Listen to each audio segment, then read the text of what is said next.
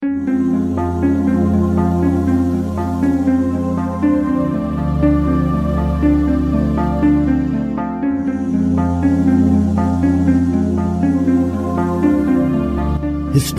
tells the story of the world and of our lives. Sometimes that history goes bump in the night.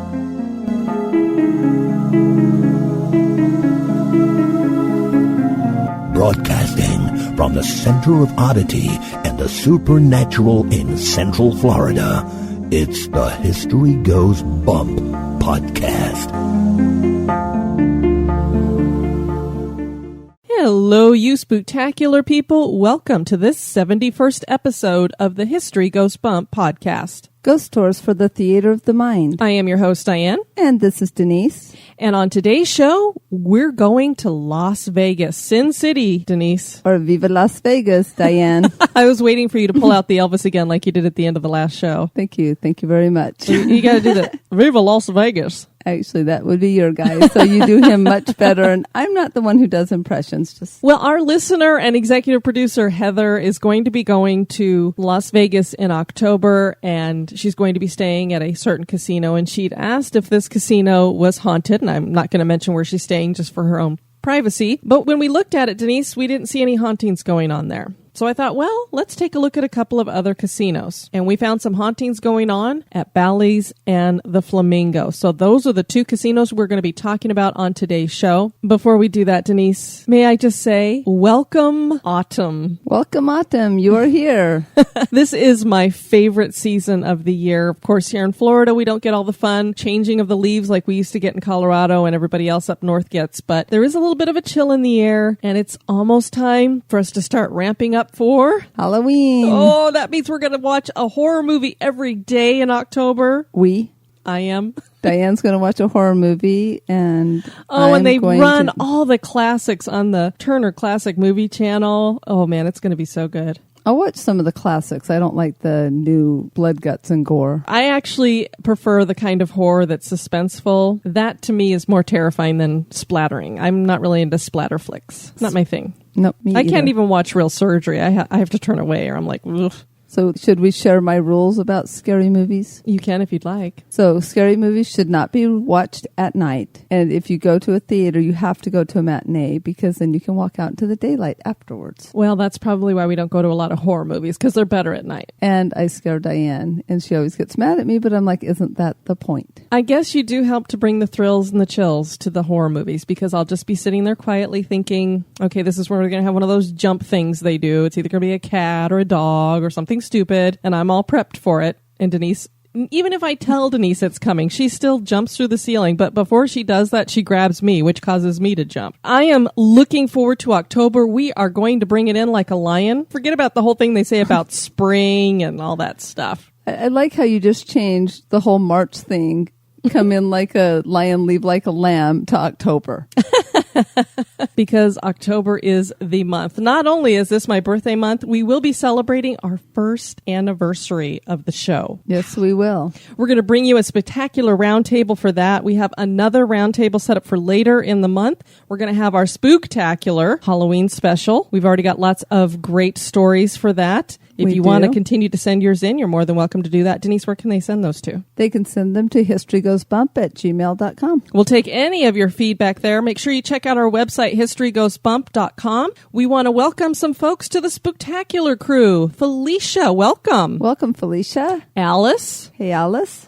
Tanya. Tanya, welcome. Scott. Scott. And Tammy. And Tammy. Good yay. thing we got some testosterone thrown in there. We had a lot of ladies coming in, so we got a guy in there. We also got a 4-star review over at iTunes, Denise. That's perfect. This comes in from Zach Cecil. Hello. I accidentally discovered your podcast recently, and I really, really, in all caps, enjoy listening. Thanks for the fun. Well, thanks so much, Zach, for that review. We greatly appreciate it. We'd appreciate your reviews as well. As our voiceover guy likes to tell you, it keeps the ghosties away. Denise, you got your casino chips ready? I got my nickels because you don't let me get anything bigger. Look, you can only bet what you're willing to lose. Okay, I do need to tell them a really quick quirky thing that Diane, our co-host, does. When you gamble, you cannot ever put your winnings back in the machine unless you sneak really fast. And so when we go to Vegas, we get our things, and if I reach in, she'll slap me. She'll slap my hand and say, no, you can't spend those. You only put in the fresh money, and then we have to cash out. That's right. Then you see, usually haven't you played for like an hour and had a lot of fun, and then you walk out with almost all the money that you went in with? So you spend $20, have great fun, and you walk out with the $20. Yes, and I've also snuck and put 5 in, and then remember I hit that pretty big jackpot thing. Not a jackpot, but I got a lot of nickels anyway. Are you ready to go to Las Vegas? I am.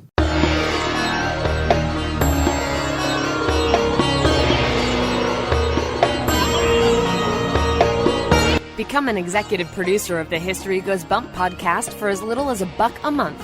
For $5 a month, you can access exclusive content like the Haunted True Crime Bonus Cast. And for $10 and above a month, you get all that plus awesome History Goes Bump gear. Check out patreon.com/historygoesbump for more information. Or you can give us a one-time donation by clicking the donate button at historygoesbump.com.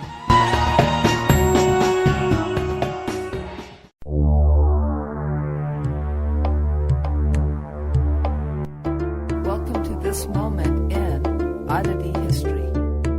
The mysterious case of Dr. Alfred Lemberger took place in 1901 and was reported in the St. Louis Republic. Apparently, the doctor had gone to the home of a sick child and diagnosed him with diphtheria. He told the family what to do to help the child get better, but the family refused the advice and the child died. They blamed the doctor, and it is said that they wished him ill. Some might call this a curse. The doctor was visited in his office later by a woman who prophesied the following, quote, "Within 9 days that fine mare will die, the colt you value will die, your last hunting dog will disappear, and then you will die," end quote. Dr. Lemberger later visited a club where he liked to play cards, and he announced to his friends that he would be dead in a couple weeks and laughed. He told them about the woman and the prophecy, but he never mentioned her identity. His friends joked along with him. Imagine the doctor's shock and theirs when the mare did indeed die. A couple days later, his good hunting dog disappeared and her 2 puppies died. The doctor began traveling with friends for protection. He feared someone would try to kill him. After nothing happened, the doctor began to scoff about the prophecy, but he really shouldn't have done that, for the 9th day had not passed. And it was in the evening of that 9th day that the doctor was playing cards and made his bid when he suddenly fell forward across the table, dead, the victim of a heart attack at the age of 34. Had the good doctor been cursed? Who was the strange woman? We'll never know, but the case of Dr. Lemberger certainly is odd.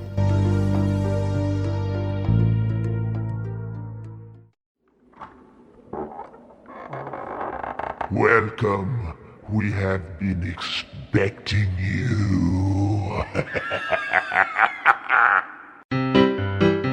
This day in history. On this day, September 24th, in 1789, President George Washington nominates John Jay as the first Chief Justice to the Supreme Court of the United States. The Chief Justice of the Supreme Court is the highest judiciary in all the land. Jay was already a very accomplished man, having been a founding father and signer of the Treaty of Paris. President Washington had actually wanted him as his Secretary of State, but Jay declined, so he was offered Chief Justice. Jay wrote 6 of the Federalist Papers, making him the perfect candidate for the Supreme Court, as the Federalist Papers helped explain the different parts of the Constitution in the effort to get states to ratify the founding document. He was unanimously confirmed on September 26 for the position. He served for 6 years, and in that time, he set up most of the rules and procedures for the Supreme Court. He resigned in 1795 so that he could become the second governor of New York. President John Adams nominated him to Chief Justice again in 1800, but Jay declined and retired quietly to his farm because he felt the court lacked energy and dignity.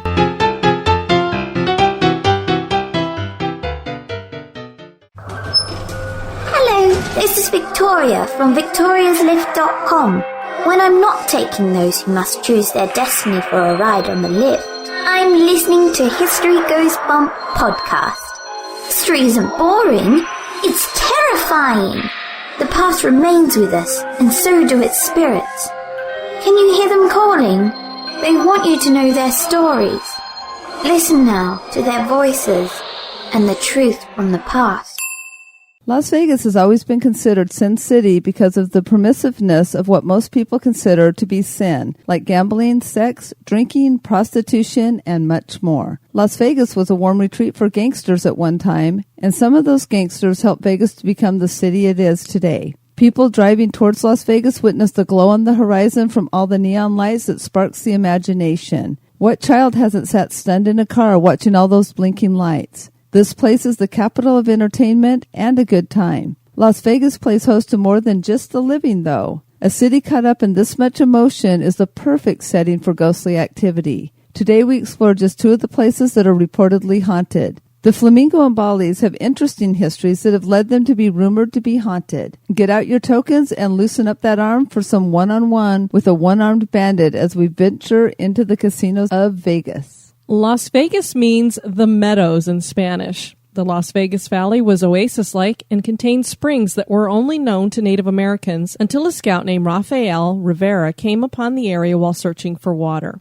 Around 14 years after Rivera's discovery, John C. Fremont led an expedition out to the west, and his group camped at Las Vegas Springs in 1844. This was one of 4 expeditions he led. Fremont was an interesting character in history. He was a man set on his own desires. He was court-martialed for mutiny and insubordination, and later during the Civil War, he was relieved of his position by President Lincoln for insubordination. But he was successful enough that he was continuously given more responsibility, and he meant enough to Las Vegas that they named a street for him, Fremont Street. That street is the second most famous street in Nevada. The first, of course, is the Las Vegas Strip. The Las Vegas Strip is world famous because it is a section of Las Vegas Boulevard that is home to a concentration of casinos. 2 of those casinos are the Flamingo and Bally's. The Flamingo is the oldest operating casino on the Strip, and thus it dates back to the time when the mob ran Las Vegas, and indeed the Flamingo was built by Bugsy Siegel. The casino cost him $6 million to build and opened in 1946 under the name the Pink Flamingo Hotel and Casino.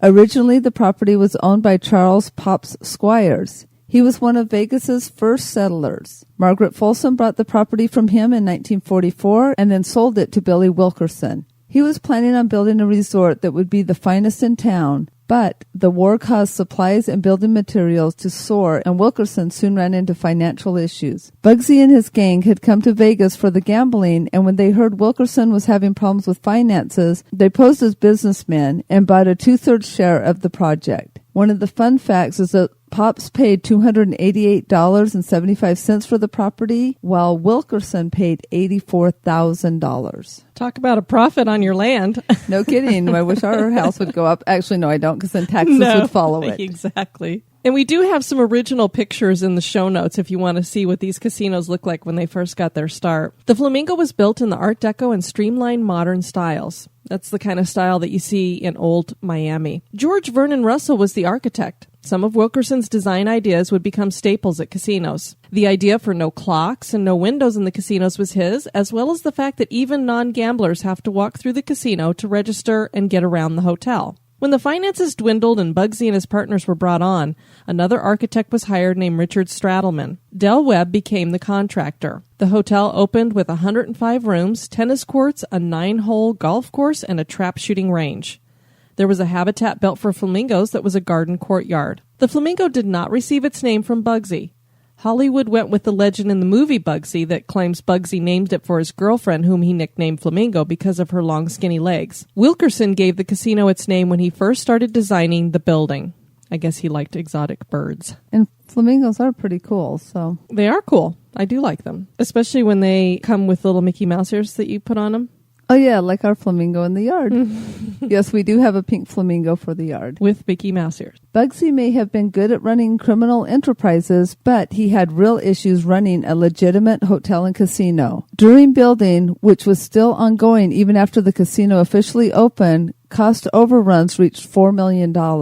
The grand opening of the Flamingo was a complete flop, and the casino lost $300,000 in its first 2 weeks because without completed rooms for people to stay in, they took their winnings elsewhere. Business was so bad that Bugsy closed the Flamingo. He finished construction and reopened in March of 1947 with a much better reception. Despite the Flamingo running a profit, investors were not happy. They wanted bigger returns, and since most of these investors were other mobsters like Lucky Luciano, Bugsy was in hot water.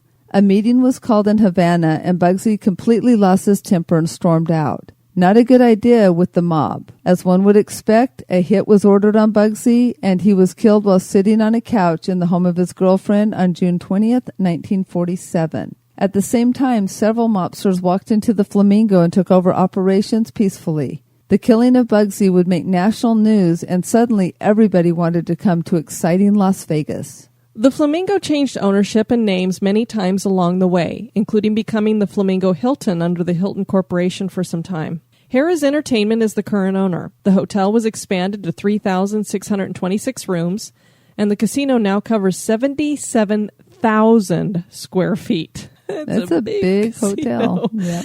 Many singing acts and other performers have presented entertainment at the Flamingo. As of 2015, Olivia Newton-John and Donnie and Marie Osmond alternate performing regularly at the casino. In 2012, the Port Adelaide Football Club came to the Flamingo to celebrate. Player John McCarthy decided that he wanted to attempt to jump from the roof to the top of a palm tree. Apparently, he must have had a few too many drinks because it was a horrible idea. He made the jump, and rather than landing on the tree, he fell 30 feet to his death. The Three Queens Motel was opened on the current site of Bally's Casino in 1963. That business was short-lived, and the Bonanza Hotel and Casino was built on the property in 1967. In 1973, the MGM Grand Hotel and Casino was opened in place of the Bonanza. It had 2,084 rooms, making it the biggest hotel in the world at the time, and it cost $106 million to build. Kurt Kerkorian was the owner, and he loved the movies, and he owned MGM, so that is where the name came from. The decor reflected Hollywood, and it had 2 large theaters. It became the standard for Las Vegas. The grand opening was attended by Cary Grant and Gregory Peck. Dean Martin opened the showroom. When going to the MGM, everybody dressed to the nines. A fountain with a giant statue of Zeus was installed. People stepped down into the casino, which was relatively quiet, and they could take elevators down into the shopping area that had the most high-end shops of anywhere. A 300-seat movie theater was down there as well, with blue leather plush love seats and couches. There were tables at each seat with red call buttons. Everything was wonderful until November 21st, 1980. A fire started in one of the restaurants early in the morning and made its way up into the hotel. Tragically, 85 people were killed, mostly from smoke inhalation. The number could have been higher as there were 5,000 people in the hotel at the time. 1,000 people were rescued from the roof alone. There were no fire sprinklers in the casino, and if it hadn't been for the opening in the stairwells and elevator shafts and faulty smoke dampers in the ventilation system, the smoke might not have reached up into the hotel's tower, which is where most of the deaths occurred. New fire standards were created after what was the worst disaster in Nevada history and the 3rd worst hotel fire in modern U.S. history. The MGM Grand was rebuilt in 8 months. And Denise, where this fire started, initially I watched the report of what was happening live, and they thought it was a grease fire. Apparently this was not up to code, and they had one of those, those display cases that people put out in a bakery. Yes. So that you could see the baked goods that are in there.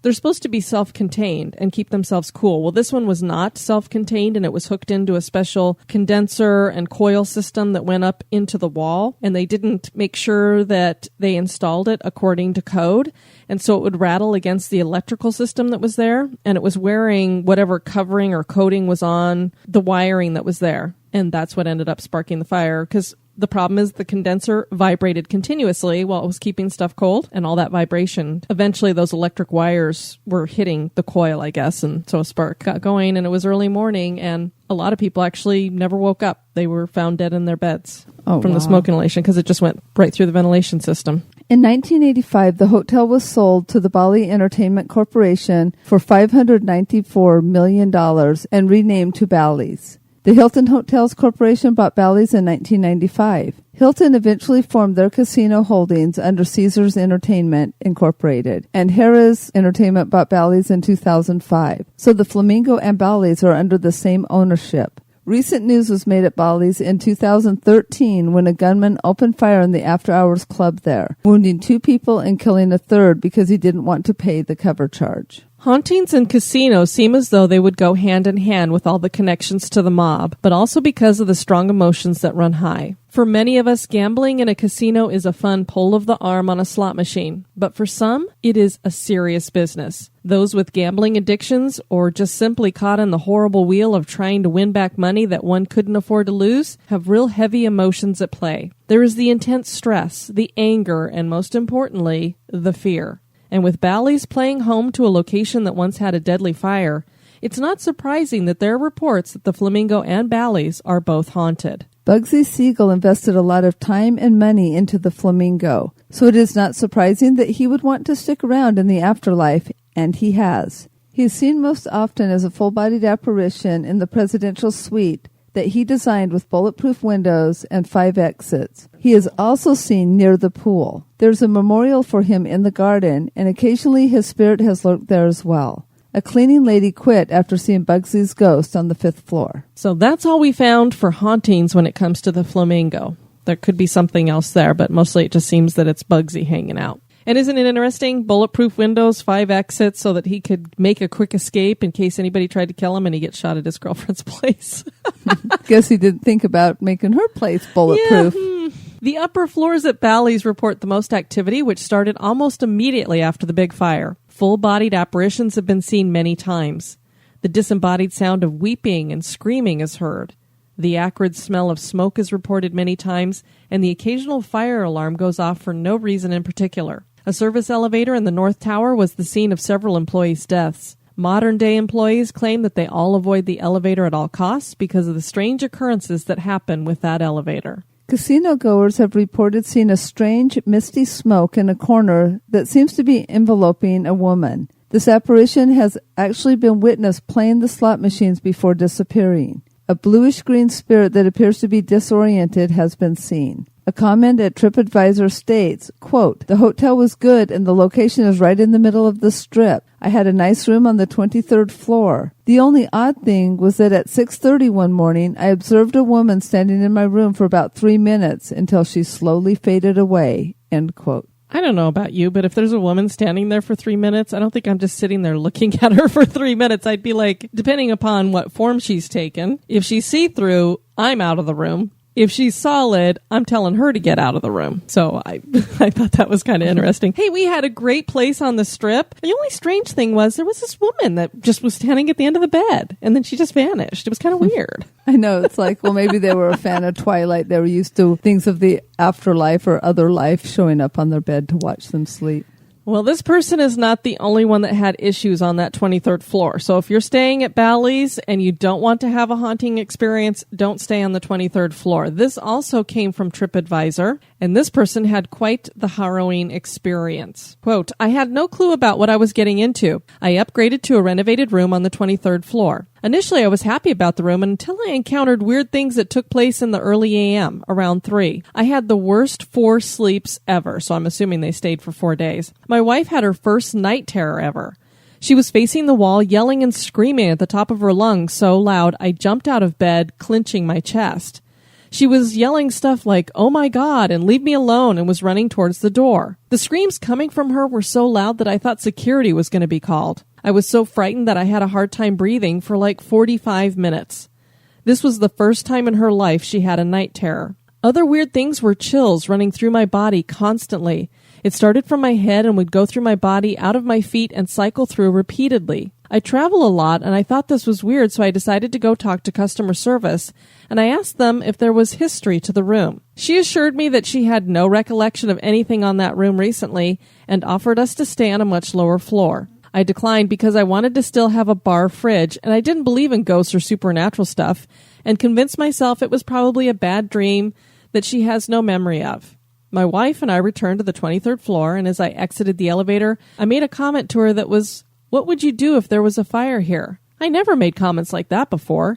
Again, I continued to have chills. The bar fridge made banging noises, and it felt weird. The last night, as I couldn't sleep, I looked over at the curtains and saw clean air waving movements in the corner. I didn't want to look anymore, so I slammed my eyes shut and prayed. Then as I started to fall asleep, I had a bad dream and woke up instantly. It was about a man running frantically that I thought he was chasing me but was running for water, like a calm ocean, but was running fast in panic on the shoreline. I thought all this was crazy and had explanations like the AC was what gave me chills and the night terror was from a late meal, etc. When I arrived home, I was curious, so I started to Google things and found out that the 23rd floor is most haunted, and a fire broke out in 1980 where 85 people perished. I had no knowledge of this before and will now check for histories before I book another hotel. End quote. Probably not a bad idea. This is one of those, they had some weird experiences. Was it supernatural? I don't know. I could easily explain a lot of this stuff. Could be overactive imaginations. It is curious that his wife has never had a night terror, and she almost seemed like she was possessed in this way, that she would be screaming like that in the hotel room. Exactly. One of Bali's most active apparitions is that of a young boy. He is heard in the corridor of the 17th floor calling out to his mother. On the same floor, an elderly couple are witnessed walking down the hall, and they just disappear. The man has his arm wrapped protectively around the woman. These hauntings that occur at both casinos are not played up by management. They actually would prefer that the stories not be told, as they see it bad for business. And based on some comments at TripAdvisor, one might believe that. But our experience has proven that reports of hauntings make places seem more attractive, hence why nearly every bed and breakfast in Florida claims some kind of haunting. So, are the Flamingo and Bally's casinos haunted? That is for you to decide. I don't know. It sounds very possible. I mean, having a fire like they did at Bally's, or it would have been the MGM Grand. I don't know.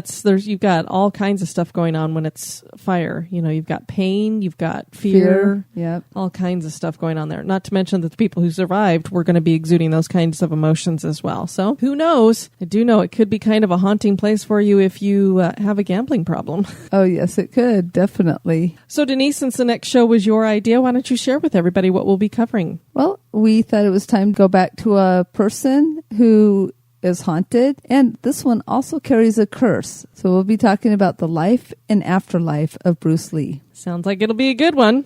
There, you get your martial arts in there. Yes, I did. Well, guys, we want to thank you for listening to this one. I have been your host, Diane. And this has been Denise. You take care now. Bye-bye. Executive producers of this podcast have been Amy Connor, Dave and Ann Student, Heather Williams, Jade Lewis, Stephen Pappas, Janice Carlson, Dan Foytik, Rachel Cooper, Levi Drescher, and Leanna Sapien. Thank you.